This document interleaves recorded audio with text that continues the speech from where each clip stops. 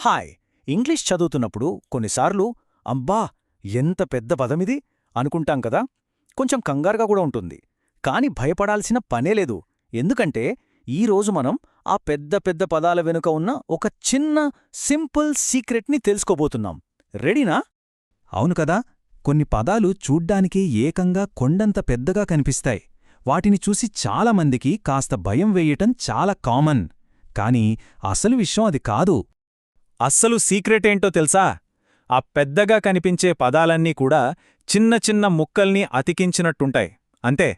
వాటిని ఎలా విడదీసి ఈజీగా అర్థం చేసుకోవాలో ఇప్పుడు చూద్దాం పదండి. మనం గుర్తుంచుకోవాల్సిన ఫస్ట్ పాయింట్ చాలా సింపుల్. ప్రతి పెద్ద పదానికి ఒక హార్ట్ లాంటిదుంటుందన్నమాట. దాన్నే మూలపదం లేదా బేస్ వర్డ్ అంటాం. ఆ పదం యొక్క అసలు మీనింగ్ అంతా ఆ బేస్ వర్డ్లోనే దాగి ఉంటుంది. దీన్ని మనం చిన్నప్పుడు బిల్డింగ్ బ్లాక్స్తో ఆడుకుంటాం కదా, అలా ఊహించుకోవచ్చు. ఒక బేస్ వర్డ్ అనే బ్లాక్కి ముందొక చిన్న బ్లాక్, వెనకొక చిన్న బ్లాక్ ఇలా యాడ్ చేసి మనం కొత్త పెద్ద పదాలను తయారు చేయొచ్చన్నమాట. చాలా సరదాగా ఉంటుంది కదా. సరే, ఆ బ్లాక్స్లో మొదటి రకం గురించి తెలుసుకుందామా? అవే ప్రిఫిక్స్లు. ఆ పేర్లోనే ఉంది చూడండి. ఇవి పదానికి ప్రీ అంటే ముందు వస్తాయన్నమాట. ప్రిఫిక్స్ అంటే ఏంటంటే ఒక పదం యొక్క మీనింగ్ని మార్చడానికి దాన్ని ముందు పెట్టే కొన్ని అక్షరాలు. ప్రీ అనే మాటకే ముందు అనే అర్థం. ఎంత సింపుల్గా ఉంది గదా. చూడండి ఎంత మంచి పోలికేది. ప్రిఫిక్స్ అంటే ఒక పదానికి తల పెట్టినట్లే. అది ఎప్పుడూ ముందు భాగంలోనే ఉంటుంది. సింపుల్గా గుర్తుండిపోతుంది. ఇక్కడ మనం గమనించాల్సిన ముఖ్య విషయమేంటంటే ఈ ప్రిఫిక్స్లు ఎక్కువగా ఆపోజిట్ వర్డ్స్ని తయారు చేస్తాయి లేదా పదం మీనింగ్ని మార్చేస్తాయి. ఉదాహరణకు హ్యాపీ అంటే సంతోషం, దానికి ముందు అన్ చేరిస్తే అన్హ్యాపీ అంటే సంతోషంగా లేకపోవడం.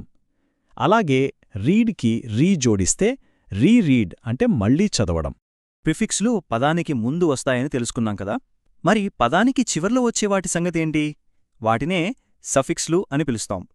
సఫిక్స్ అంటే ఒక పదం చివర్లో యాడ్ చేసే అక్షరాల గ్రూప్. ఇది చాలాసార్లు పదం యొక్క రకాన్నే మార్చేస్తుంది. అంటే ఒక యాక్షన్ని తెలిపే పదాన్ని ఒక క్వాలిటీని తెలిపే పదంగా మార్చడం లాంటివి చేస్తుందన్నమాట. వావ్! ప్రిఫిక్స్ అంటే తల అనుకున్నాం గదా.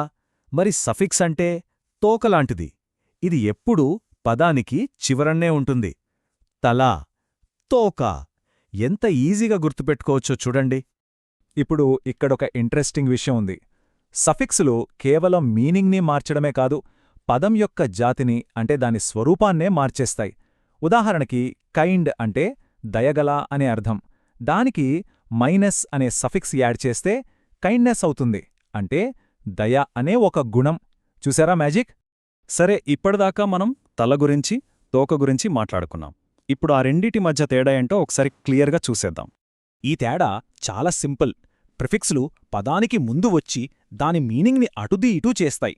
అదే సఫిక్స్లు చివర్న వచ్చి ఆ పదం ఒక వాక్యంలో ఏం పని చెయ్యాలో డిసైడ్ చేస్తాయన్నమాట. ఇప్పుడు అస్సలైన ఫన్ పార్ట్. ఒక చిన్న పదాన్ని తీసుకుని దాన్ని స్టెప్ బై స్టెప్ పెద్ద పదంగా ఎలా మార్చవచ్చో ప్రాక్టికల్గా చూద్దాం. చూడండి ఇది ఎలా పనిచేస్తుందో. ఫస్ట్ హ్యాపీ అనే చిన్న పదంతో స్టార్ట్ చేశాం. దానికి అన్ అనే ప్రిఫిక్స్ యాడ్ చేసి అన్హ్యాపీగా మార్చాం. దాని మీనింగ్ మారిపోయింది. ఇప్పుడు దానికి మైనస్ అనే సఫిక్స్ను కూడా జోడిస్తే ఫైనల్గా అన్హ్యాపీనెస్ అనే పెద్ద పదం రెడీ అయిపోయింది. ఇంకో ఎగ్జాంపుల్ చూద్దామా? యాక్టివ్ అనే పదం ముందు ఇన్ చేరిస్తే ఇన్యాక్టివ్ అవుతుంది. దాని చివర్లో ఐటీ చేరిస్తే ఇన్యాక్టివిటీ అవుతుంది. చూశారం? ఈ ట్రిక్ ఒకసారి అర్థమైతే ఎన్నో కొత్త పదాలను మనం చాలా సులభంగా అర్థం చేసుకోవచ్చు. సో ఇదంతా చూశాక ఏమనిపిస్తోంది? ఇప్పుడు మన దగ్గర ఒక కొత్త సూపర్ పవర్ వచ్చినట్టే. ఇకపై పెద్ద పదాలను చూసి జడుసుకోవాల్సిన అవసరమే లేదు. ఇక్కడ మనం నేర్చుకోవాల్సిన అసలు విషయం ఒకటే. పెద్ద పదాల్ని చూసి భయపడటం ఆపేసి వాటిని మనం సాల్వ్ చేయగల పజిల్స్గా చూడటం మొదలుపెట్టాలి. ఇదే మన కొత్త టెక్నిక్. ప్రతి పదాన్ని కష్టపడి బట్టి పట్టక్కర్లేదు. ఇలా విడదీసి చూస్తే చాలు, దాని అర్థం అక్కడికక్కడే మనకు తెలిసిపోతుంది. బేస్ వర్డ్ ఏంటి, ప్రిఫిక్స్ ఉందా, సఫిక్స్ ఉందా, అంతే. మరి ఇంకెందుకు ఆలస్యం?